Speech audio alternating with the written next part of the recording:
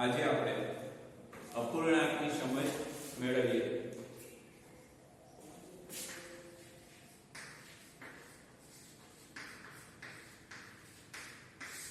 ચાલો અપૂર્ણાંક કેને કહેવામાં આવે છે તો અપૂર્ણાંકની સમજ મેળવતા પહેલા આપણે બે વસ્તુ જોઈ લઈએ કે પહેલી વસ્તુ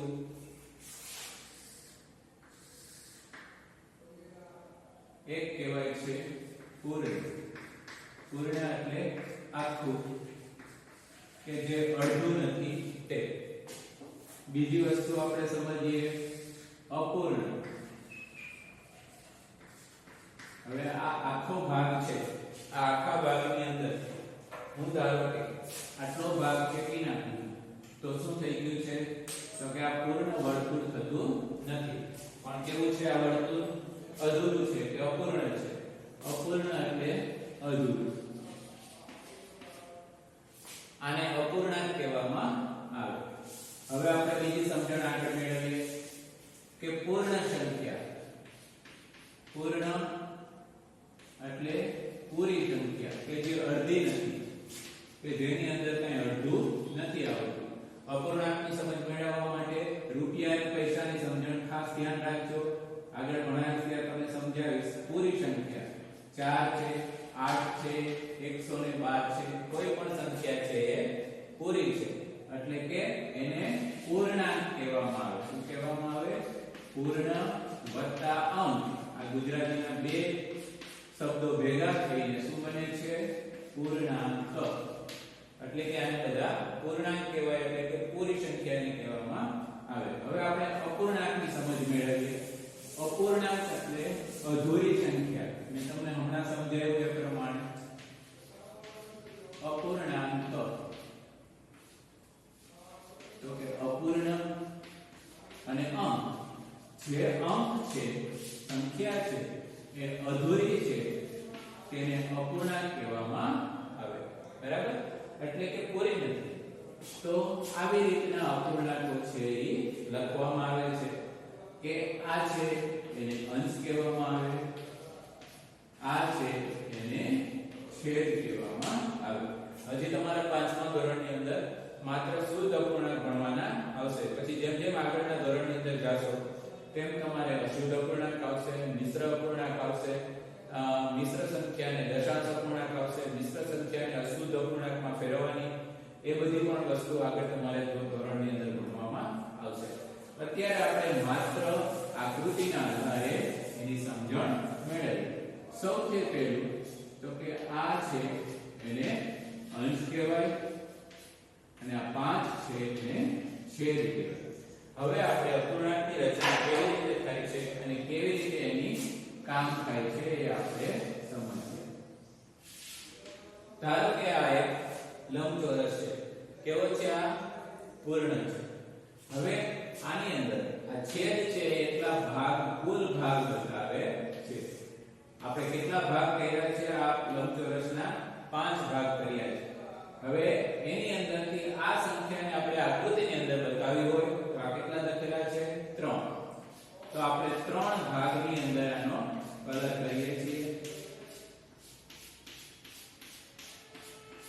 તો યાદ રાખો કે અંશ છે એ શું બતાવે છે? છેદ છે એ કુલ ભાગ બતાવે, અંશ છે એ આકૃતિ પાસે જે ભાગ હોય આકૃતિના રંગીન ભાગ બતાવે છે। બરાબર? આ રીતે આપણે એની સમજણ મેળવશું કે ઉપરના આકૃતિની અંદર જે અંશ લખેલો છે કેટલા ભાગ છે એની અંદર રંગ દોરવાના આવે। હવે જુદી જુદી કેટલી બધી આકૃતિઓથી આની સમજણ મેળવી શકાય। બરાબર?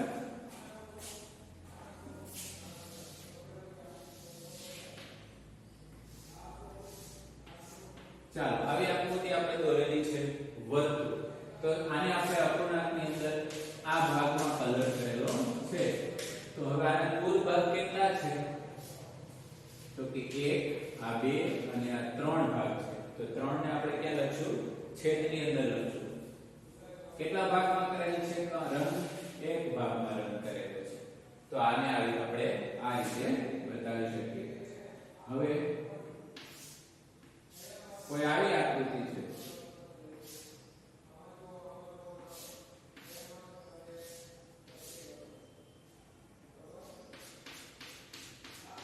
રંગ તમારે આકૃતિની અંદર ગમે ત્યાં કરેલા હોય પણ તમારી સમજણ જો દ્રઢ થઈ હશે તો તમને બધા જ દાખલાઓ આવડી જશે. આવી આકૃતિ દોરેલી છે. તો હવે મેં તમને કીધું એમ છેદ છે શું બતાવે છે? કુલ ભાગ. કેટલા કુલ ભાગ છે? 1 2 3 4 5 અને 6. હવે એની અંદરથી રંગીન ભાગ કેટલા છે? તો કે 1 2 અને 3. આને 3 અંશ છે, છેદમાં 6 છે. અત્યારે તમારે અપૂર્ણાંકને શબ્દમાં લખવાના નથી આવતા. 3 ષષ્ઠમાંશ આને વાંચવામાં આવે. આને 1 અંશને એવી રીતે લખી નાખવાનું જે રીતે તમે અંશને શબ્દમાં લખો છો તે રીતે. છેદને તૃતીયાંશ આવી રીતે લખવામાં આવે. તૃતીયાંશ એની અંદર અહીંયા અંશ શબ્દ તૃતીયાંશ એટલે અંશનો ત્રીજો ભાગ એ રીતે એને બતાવવામાં આવે. આને વાંચવું હોય તો 3 આ 6 એટલે ષષ્ઠમાંશ આવી રીતે પણ એને વાંચી શકાય. હવે આપણે જુદી જુદી રીતે આકૃતિઓની આપણે સમજણ મેળવીએ અને એ આકૃતિની અંદર કઈ રીતે એના લખવાના થાય છે એ તમારે પ્રેક્ટિસ કરવાની છે.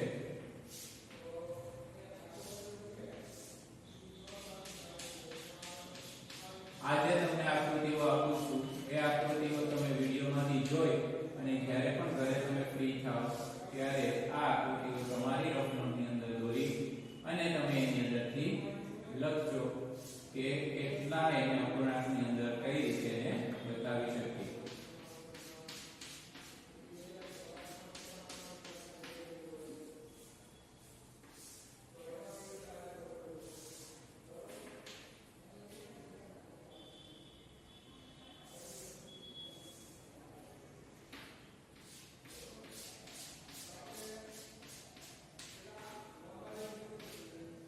ચાલો આ 3 આકૃતિઓ તમને પ્રેક્ટિસ માટે મેં આપેલી છે. જ્યારે પણ તમે વિડિયો ઘરે જુઓ ત્યારે આ આકૃતિઓનો અભ્યાસ કરજો અને આ આકૃતિના આધારે તમે પ્રશ્નના જવાબ આપજો. હવે તમારી અંદર પાઠ્યપુસ્તકની અંદર તમારે રન કરવાના અને એ રીતે આવશે.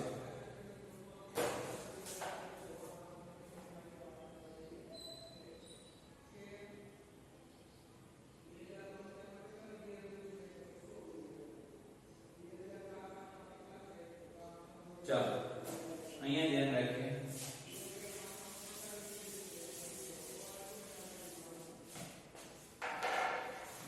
હવે તમારા પાઠ્યપુસ્તકની અંદર પેજ નંબર 57 ઉપર કલર કરેલા છે એવી એક આકૃતિ આપેલી છે.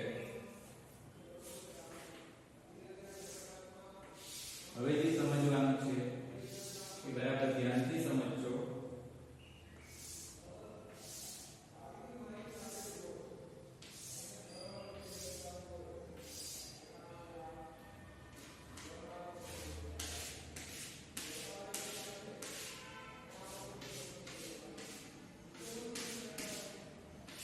હવે આપણે સમજીએ છીએ એની અંદર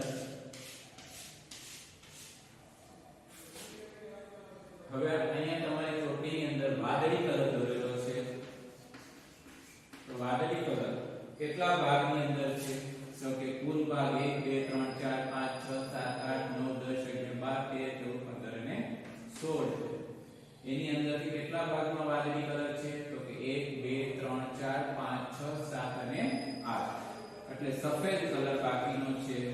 તો એ સફેદ કલર પણ 8 ખાનામાં વધે છે. હવે તમારે પ્રશ્નોના જવાબ આપવાના છે. એ છે એટલે આપણે હવે સમજવાની વાત છે. પહેલું છે કે 1/2 વાદળી 1/2 સફેદ. બરાબર? હવે સમજાવું છું એ બરાબર તમે ધ્યાનથી સમજજો. આવું લખેલું છે.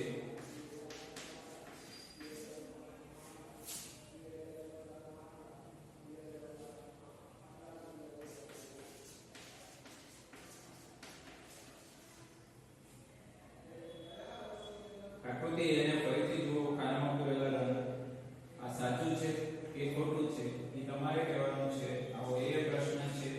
હજી અહીંયા બી પ્રશ્ન પણ આપેલો છે. 3 અષ્ટમાંશ વાદળી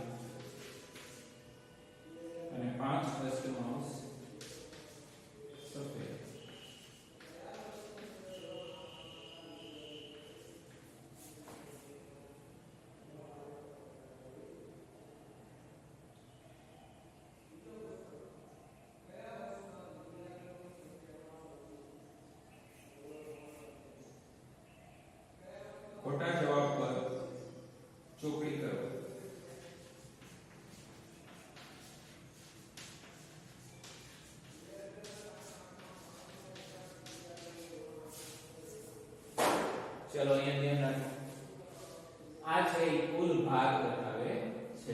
હવે તમારે જે સમજવાનું છે, કુલ ભાગ કેટલા છે? 16. બરાબર. આની અંદર આ આકૃતિમાં કુલ ભાગ આપણે 16 પાડેલા છે. હવે જે સમજવાનું છે એ સમ અપૂર્ણાંક સમજવાના. આ નામ તમને બધા એટલા માટે સમજાવું છું કે તમને સરખી રીતે યાદ રહી જાય.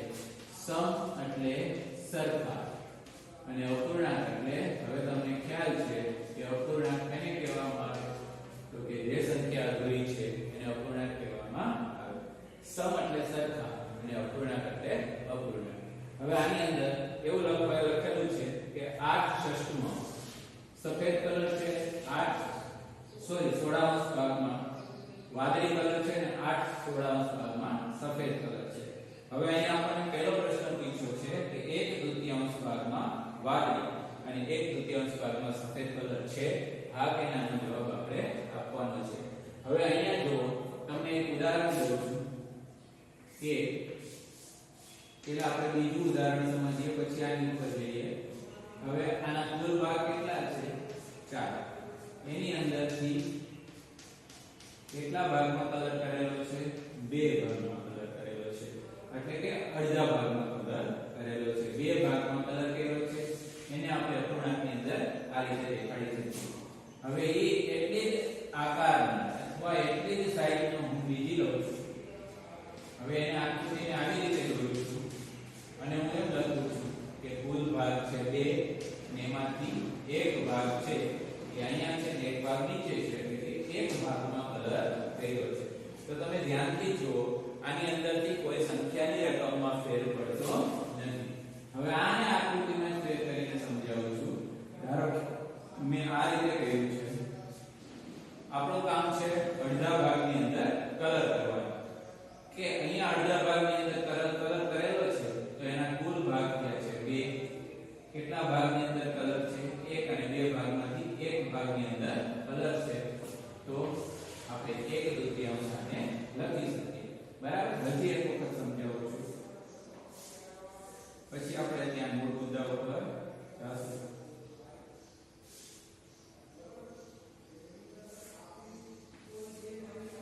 કેટલા ભાગ છે આની અંદર? 1 2 3 4 5 6 7 અને 8 ભાગ છે. હવે 8 ભાગની અંદરથી મેં 2 ભાગની અંદર કલર કરેલો છે. કુલ ભાગ ક્યાં લખવાનો આવશે? છેદમાં. કેટલા ભાગમાં કલર કરેલો છે? 2. હવે અહીંયા જો આની આકૃતિની અંદર ફેરફાર કરું છું પણ રંગની અંદર જેટલો ભાગ છે એ કલર કરેલો છે આકૃતિએ એમાં કઈ ફેર પડવાનો નથી.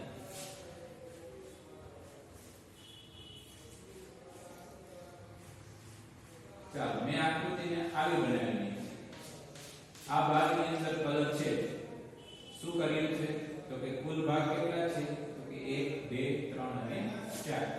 તો 4 ક્યાં આવશે? છેદમાં લખેલા આવશે. કેટલા ભાગની અંદર કલર છે? તો કે એક ભાગની અંદર કલર છે. તો 1 છે એ અંશમાં આવશે. તો કુલ ભાગ છે એ છેદમાં એમનો રહે છે. બરાબર. અને અંશની અંદર જે ભાગમાં રંગ કર્યો છે તો આ બંને સંખ્યાઓ અલગ અલગ દેખાય છે પણ તેનાથી તેની કિંમતમાં કોઈ ફેર પડતો નથી.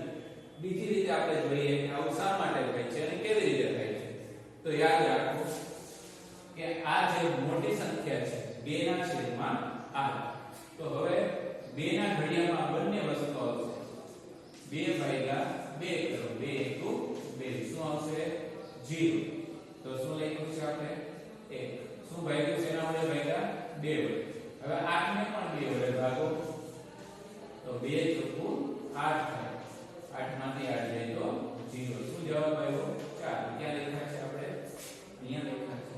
એટલે કે ઉપર અને નીચેની સંખ્યાને કોઈ સરખી વસ્તુ વડે એટલે કે સરખી સંખ્યા વડે ભાગી નાખીએ અને જે મળે એનો સમઅપૂર્ણાંક કહેવામાં આવે. હવે મોટી સંખ્યા લઈએ આપણે. ધારો કે 4 ના છેદમાં 12 છે. એટલે કે અહીંયા એક આકૃતિ એવી દોરેલી છે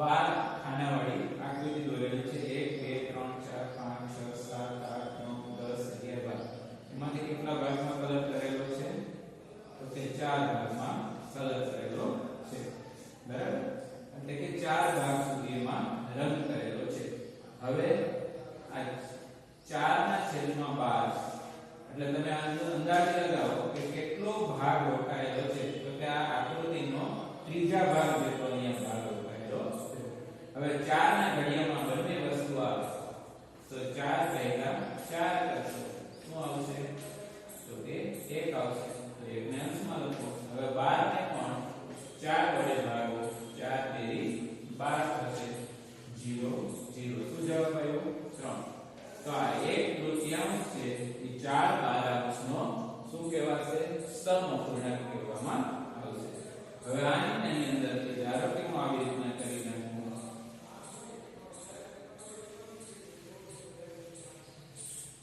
તો હવે આકૃતિના કેટલા ભાગ છે તમને દેખાય છે તો કે આકૃતિના કુલ 3 ભાગ દેખાય છે એમાંથી કેટલા ભાગમાં કલર કર્યો છે એક ભાગમાં રંગ કરેલો છે ફરીથી આજે આપણે જેટલું ભણ્યા છીએ તેનું આપણે પુનરાવર્તન કરી લઈએ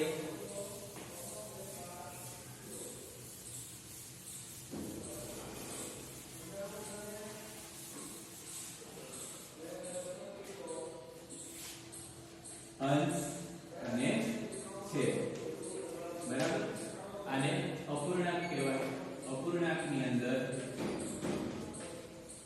અંશ અને છેદ આપેલા હોય છે છેદ છે શું બતાવે છે તો કે કુલ ભાગ બતાવે છે અંશ છે શું બતાવે છે કે તેના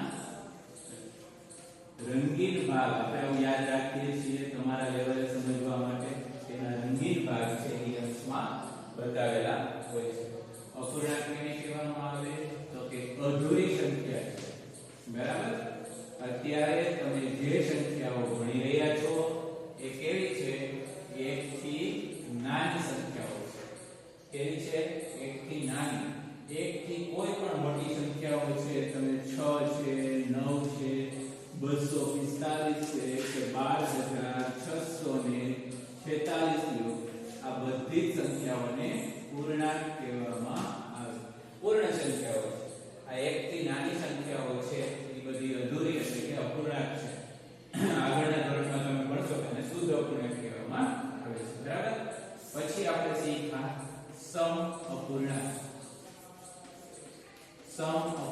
એટલે સરખી કિંમતના આને શું કહેવાય બીજું નામ એનું સરખી કિંમતના અપૂર્ણાંક બરાબર કે જેની કિંમતમાં કંઈ ફેર ન પડતો હોય એને સમ અપૂર્ણાંક કહેવામાં આવે હવે હજી એકાદ ઉદાહરણ તમને દઉં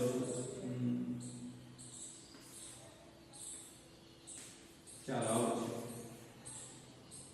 6 ના છેદમાં 15 છે બરાબર એટલે હવે 3 ના ઘડિયામાં બંને વસ્તુ આવશે તો આપણે 6 ને 3 વડે ભાગીએ 3 દુ 6 શું થઈ ગયું 0 આવી જવો ફરજિયાત છે જે જવાબ આવે એને 6 ની જગ્યાએ લખી શકાય અંશમાં 6 હતા એની જગ્યાએ આપણે 2 લખ્યા હવે 15 છે કોઈ એક જ ઘડિયા વડે ભાગવા પડે બરાબર એક જ સંખ્યા વડે તેને ભાગવું પડે 3 વડે ભાગ્યા છે તો અંશને તો 3 વડે છેદને ભાગવું 3 × 5 0 0 કેટલા આવ્યા છે 5 તો હવે તમને એમ છે કે 6 15 અને 2 ના છેદમાં 5 એટલે કે 2 પંચમાં આ બંનેની કિંમત છે એ કેવી થશે સરખી થશે બરાબર થશે સરખી હવે જે આકૃતિ આપણે સૌથી પહેલા જોઈ હતી આ આકૃતિ બરાબર એની સમજણ મેં તમને આપી એના પ્રશ્નોના જવાબ બે અહીંયા છે ખોટા જવાબ પર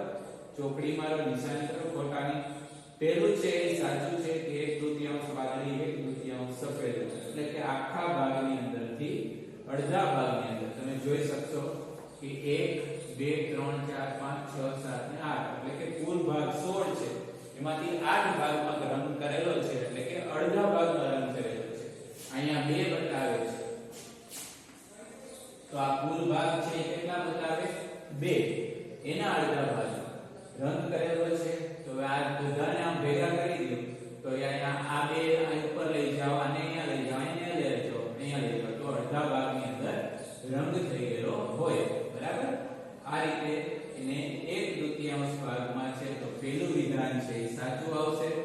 બીજા વિધાનની અંદર એ કીધું છે સી લખેલું છે એમાં કે બીજું વિધાન અહીંયા છે 2/4 ભાગમાં વાદળી છે અને 2/4 ભાગમાં સફેદ છે બરાબર મેં તમને સમજાવ્યું એમાં કીધું કે કુલ આખી આકૃતિમાં 1/2 ભાગમાં સફેદ છે અને 1/2 ભાગમાં વાદળી છે નાના તમે લઈ લો પછી એનાથી મોટામાંથી બધા નાના કરી શકાય હવે બી વિધાન છે એ અહીંયા બતાવેલું છે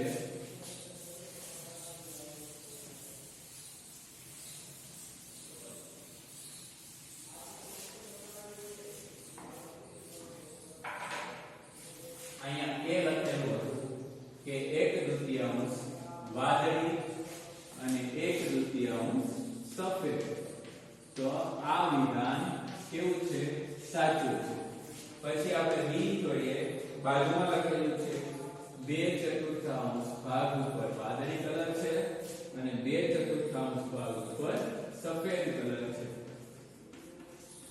હવે આને જોઈએ આપણે મેં તમને કીધું એમ કે કુલ 16 ખાના છે કેટલા ખાના હતા આકૃતિની અંદર 16 ખાના હતા એ 16 ખાનામાંથી રંગ કરેલા ખાના છે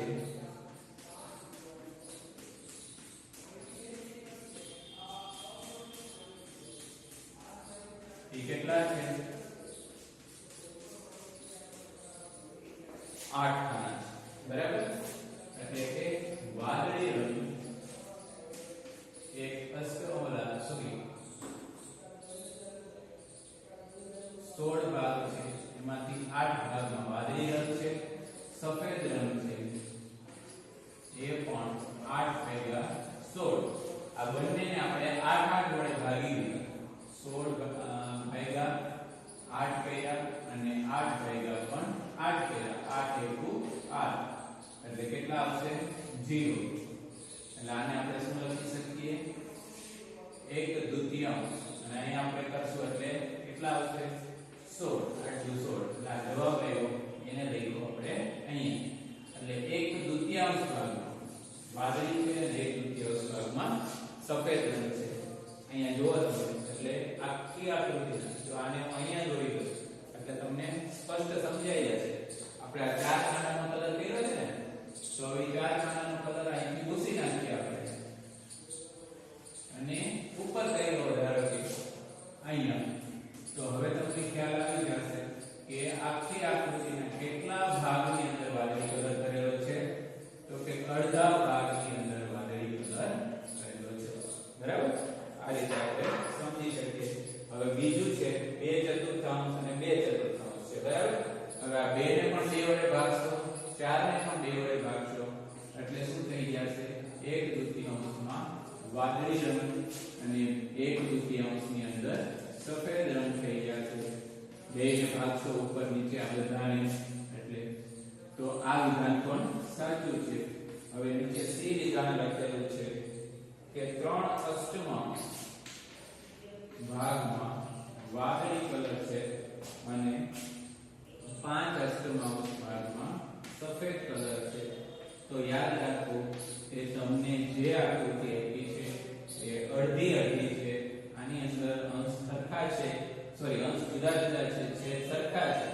અહીંયા 3 છે અહીંયા 5 છે એટલે આ વિધાન ખોટું આવશે હવે ડી છે 4/8 વાદળી છે અને 4/8 સફેદ રંગ છે તો આ વિધાન કેવું આવશે એ જોવા માટે આપણે અહીંયા 4 ના ઘડિયામાં 4 અને 8 બંને આવે તો 4 ભાગ્યા 4 કરો 4 એકા 4 શું આવ્યું એક જવાબ આવ્યો તો આ 4 ની જગ્યાએ આપણે 1 લખી શકીએ છેદમાં 4 યાદ રાખજો કે બંને સંખ્યા એક સરખી હોવી જોઈએ જેનાથી તમે ભાગો છો 4 ગુણે 8 માંથી 8 ગયા 0 કેટલા આવ્યા છે 2 તો કે છેદમાં 8 હતા એની જગ્યાએ આપણે 2 લખી શકીએ તો 1/2 ભાગમાં વાદળી રંગ થાય અને અહીંયા પણ સરખી સંખ્યા છે તો 1/2 ભાગની અંદર સફેદ રંગ થાય તો આ વિધાન છે એ સાચું છે કારણ કે અહીંયા આપણે જોયું છે કે અડધા ભાગની અંદર આકૃતિની અંદર રંગ વિકલ્પ કરેલો ચાલો અહીંયા અપૂર્ણાંકની આપણે પ્રાથમિક સમજ છે એ મેળવી છે. બધું વિડિયો છે હું તમને WhatsApp ની અંદર મોકલીશ.